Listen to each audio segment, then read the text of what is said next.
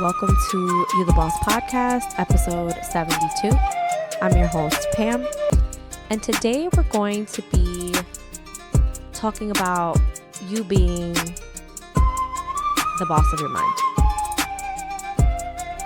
You being the boss of your mind and how those thoughts shape your outcomes, and basically how you can take back control of your life. Have you ever noticed that two people can be facing a situation and they walk away basically with two different results? Maybe it's someone, two people got laid off at the same time, and one of those people spends the next 2 years, complaining about them getting laid off, saying how horrible this has been to them, how life altering this has been to them, and pretty much just kind of circling the situation all the time. Maybe they've already gotten a different job. Maybe their hours are different. Maybe they had to go into retail just to be able to, have a job and continue on. And then maybe that second person, they landed a different job in some capacity right away. And you might think to yourself, wow, that other person is so lucky. Person B is so lucky. They have been able to land another job. What if the biggest factor isn't luck or talent or circumstances, but your thoughts? Today, we're going to be breaking down how your mind shapes your reality and how to stop letting it run on autopilot. What you think about becomes reality. And I know that, a lot of the time we see different memes online and it's like, oh my gosh, I'm thinking about $1 million. And like, that's the example that we use whenever we're told that what we think about is what becomes a reality. But I want you to really think about the influence that your mind has. The formula is you have a thought and then you have an emotion. From that emotion, there's an action and then there's a result. And then this is the loop. This is kind of like the thought loop. Your mind develops this thought, and sometimes you can't really control the thought per se, and you can't help the emotion that it invokes. But the part that we can control is how we react, which ultimately affects the result. Your unconscious mind believes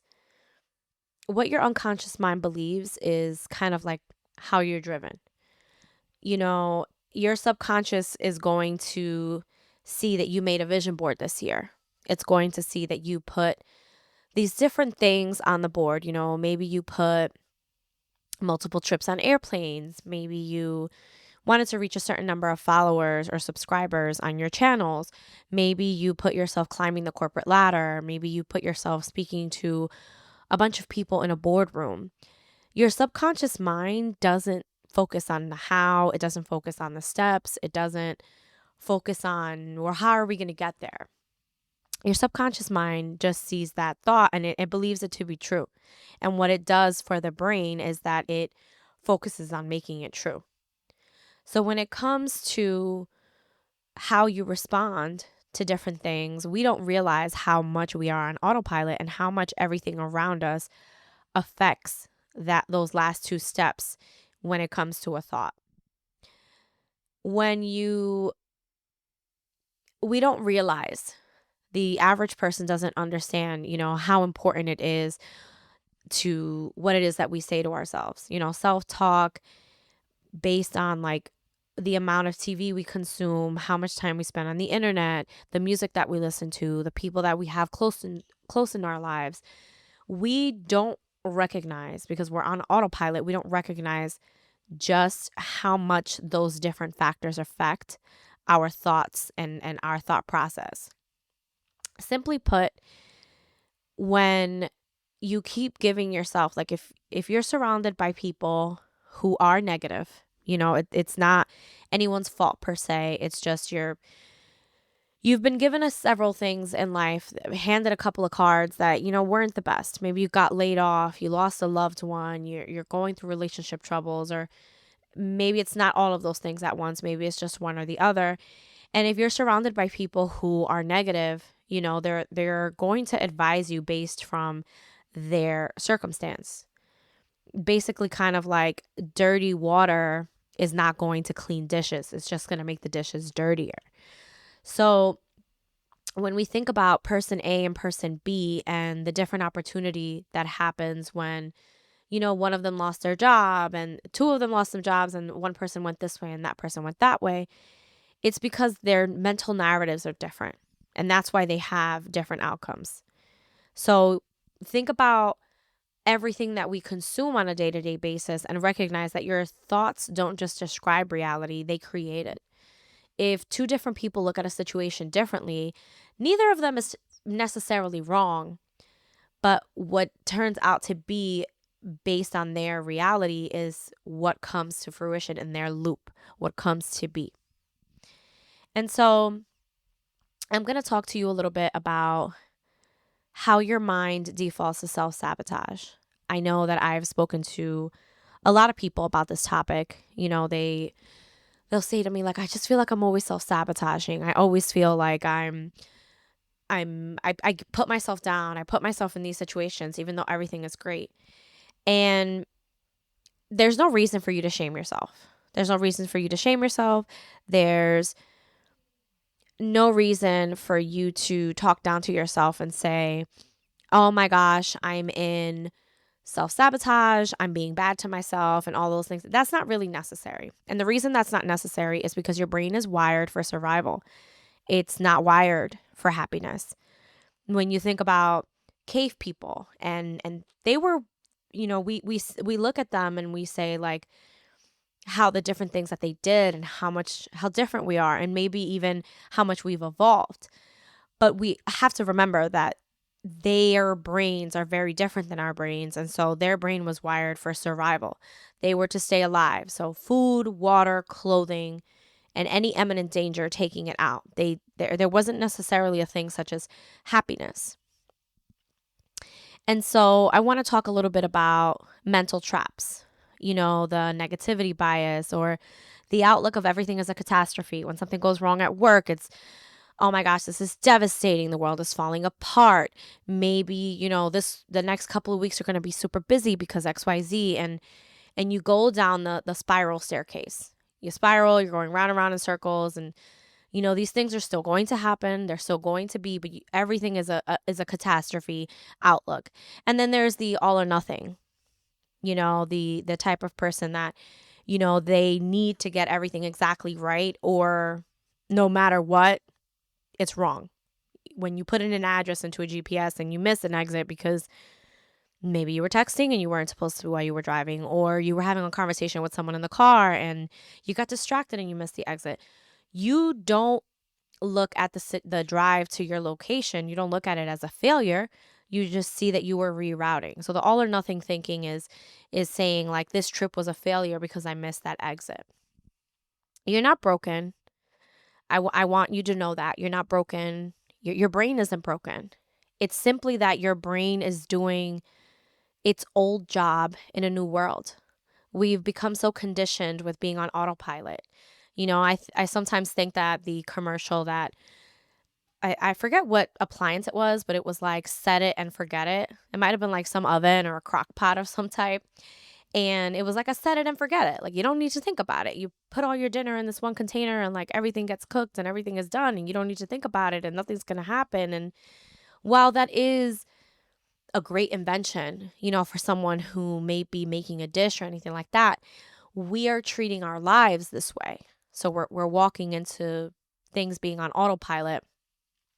And so it's not that your brain is broken. It's that we've conditioned ourselves to be functioning in a world that no longer exists. And I'm here to let you know that you are not your thoughts. When your brain says to you, I'm being stupid, that was a stupid thing to do. What are you doing? Get your stuff together. Like all those different things. Like, you're not your thoughts. So I want to pose this question to you this week and saying, what if we started observing our thoughts? What if we started thinking about thoughts as passing clouds? When you take a moment to look at the sky and the clouds are just going on by, you don't absorb every single cloud. Every single cloud doesn't rain or have rain in it. You know, your mind is like with a radio playing in the background. And sometimes you'll hear a song you really like and you get up and you dance and you're jamming. And then sometimes it's playing a commercial that you've never heard before, does not apply to you, doesn't apply to anyone you know, and you let it play. What if we started to treat our thoughts that way because we started to observe them instead of just fully letting them take over? So, right now, as you're listening to this episode, I want you to take a moment where you pay attention to a few of your thoughts. Notice them. Maybe right now you're thinking about your plans for next weekend. Maybe you're thinking about you need to go get the groceries after work, or a trip that's coming up, or you have a big deadline at work, or oh my gosh, I need to get ready for Valentine's Day. I need to do XYZ. So why don't we, in the observation of our thoughts, why don't we label them? Why don't we label them planning, worrying, judging, whatever they might be? And then I want you, after you've labeled that thought or those thoughts, I want you to just let them go. I want you to let it pass. In this moment, I want to congratulate you. I want to congratulate you because this is your first step into taking control. You're already becoming the boss of your mind. You're already taking back that charge. I'm going to give you a couple of tools that will help guide you into, taking back your mental control, and these are practical tools. They're not, write your goals before bed and like do nothing about them. Like, no, I always try to give you guys tools that you can actually use. And sometimes some of you message me and they're like, you said this one thing and like, I think that's the one I'm going to go with. And so always treat this as a supermarket approach. You don't have to do everything I say. These are just some tools that can help you. Number one, audit your thoughts. Audit them. Pay attention to them. Ask yourself, whenever you're experiencing a thought, whether it's good or bad, say, is this true? Is it helpful? Is it kind? And I'll even go a step further and say, if one of those things is like it's not helpful and it's not kind, even if, let's say, for example, it's true, quote unquote, the 2 out of 3, lets you know that that thought isn't worth going forward with. Number 2, reframe things. Shift from I can't handle this to this is uncomfortable, but I can learn. I can't do this anymore. I don't know what I'm going to do. I never want to go through this again. Like, why don't we rephrase? Rephrase. Saying, instead of saying I can't handle this, saying this is uncomfortable. I've never done this before.